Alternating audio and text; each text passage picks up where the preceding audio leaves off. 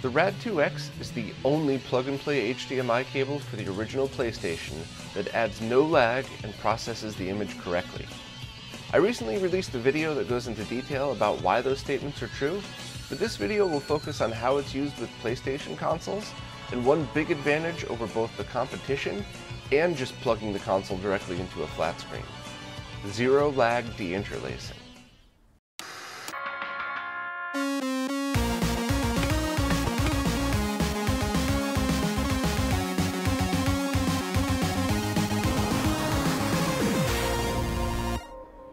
The RAD2x PlayStation HDMI cable is about as easy to use as possible. First, plug it into the back of your console. Then, plug a cable into the mini HDMI port. I prefer to use cables with mini HDMI on one end and regular HDMI on the other, but if you already own a big stack of HDMIs, you can just get a cheap converter for under $5. Now connect a USB power cable to the RAD2x. The PlayStation version is the only version of the RAD2x that requires USB power during use, as there's not enough amperage on the PlayStation's output connector to power the cable. Any USB power source should be fine, as the RAD2x barely requires any power at all. Lastly, connect the HDMI cable to your TV, power up the console, and wait. You can see the RAD2x's LED glow red while it boots, then turn purple after the RGB signal is detected. Please note that this detection only happens on boot, never during gameplay. In fact, I'll show resolution switching in a bit, but I'd like to first explain what to expect from PlayStation resolutions. All PlayStation games output resolutions called 240p or 480i, sometimes switching between both in the same game. The P in 240p stands for progressive scan, and that looks great when scaled properly on modern TVs. The I in 480i stands for interlaced, and while it technically has more resolution than 240p, due to the way the image is drawn, it doesn't look as good on modern TVs. Back when the PlayStation was released, the only consumer TVs on the market were CRTs, which worked well with 480i, as that was the same resolution TV shows were broadcast in. It was a bit more flickery than 240p, but I guess our eyes were just used to the flicker from watching TV. Here's a video of an LG TV I recently reviewed, showing how it deinterlaces 480i. It actually looks pretty good, but even in game mode, this TV deinterlaces as if it was a TV show, which adds a ton of lag to the signal. Here's a time sleuth lag testing device demonstrating the difference. In all progressive scan modes like the 480p that's shown here, the TV only has about 4 milliseconds of lag up top, which is excellent. Unfortunately, interlaced content shows about 35 milliseconds of lag, or around 2 frames. This proved that while deinterlacing games the way you would a TV show might look better, it adds way too much lag for a video game, at least on most TVs. The RAD2x uses a zero lag deinterlacing method called Bob deinterlacing to convert the signal to 480p. It might not look as good as other deinterlacing methods, but in my opinion, a bit of softness and some flicker is a small price to pay for a zero lag solution, especially when seeing the alternatives. Most PlayStation games use 480i for their boot and title screens, but 240p for the actual gameplay. There are a handful of games that are 100% 480i, and even a few that use 480i for in-game menus, but retain 240p for gameplay. On a CRT, this makes no difference at all. Since both resolutions are 15 kHz, your TV won't know the difference, and most people probably never realized there were multiple resolutions in the same game. Check out the same thing on a flat screen when used with a common scaler like the open source scan converter. Each time the resolution changes, the TV needs to resync, causing a few seconds of delay. Please note that this resolution switching will also depend on your TV, but the examples I'm showing here are what you could expect on average. You can imagine how frustrating it would be to enter the menu to switch weapons, but by the time your TV resyncs and the gameplay starts, you're already getting attacked by enemies. Also, if you plug your PlayStation directly into a TV without a scaler, it's usually a longer delay, assuming your TV is compatible with the PlayStation signals at all.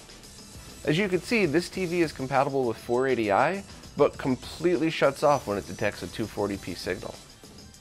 Now let's check out how fast the resolution switches when connected to the RAD2x. It's not as seamless as a CRT, but it's about as fast as a zero-lag plug-and-play solution can ever be, making it a good choice for games like this, Silent Hill, and Chrono Cross that have mixed resolutions in-game, not just at the start of a game. Another feature of the RAD2X that might be helpful with PlayStation games is the smoothing filter. To enable the filter, simply flick the switch and a second LED light will indicate it's on.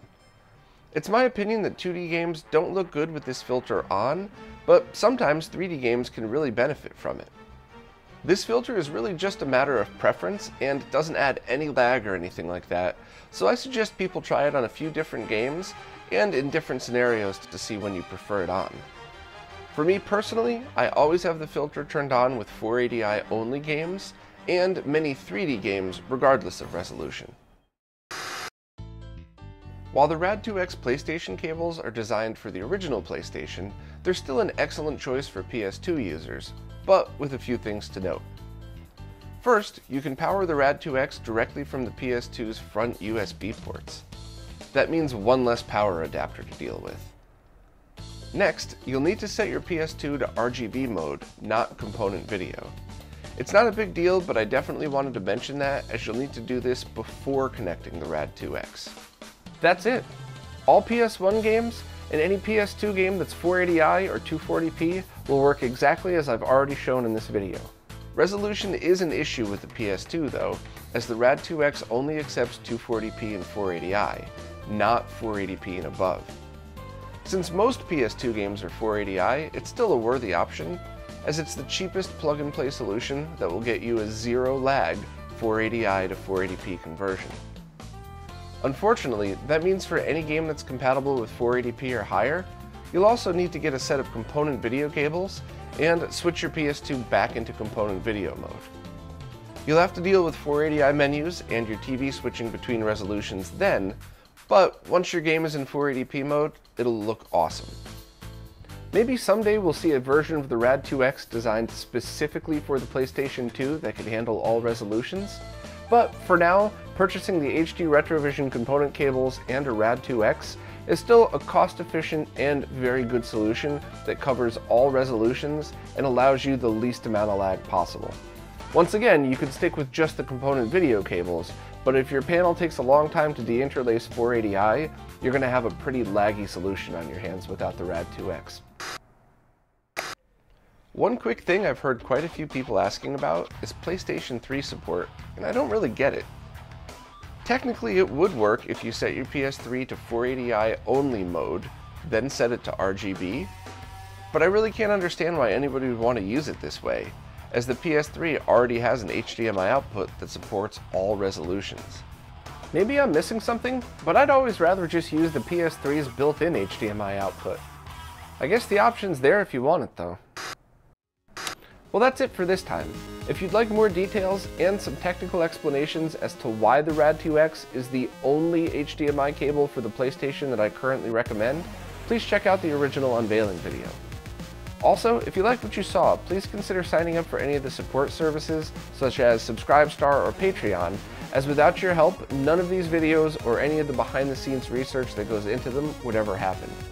Also, I have a podcast that keeps everybody in the loop of what's going on in the retro gaming scene, available weekly on all audio platforms and YouTube, so please check that out and don't forget to like and subscribe.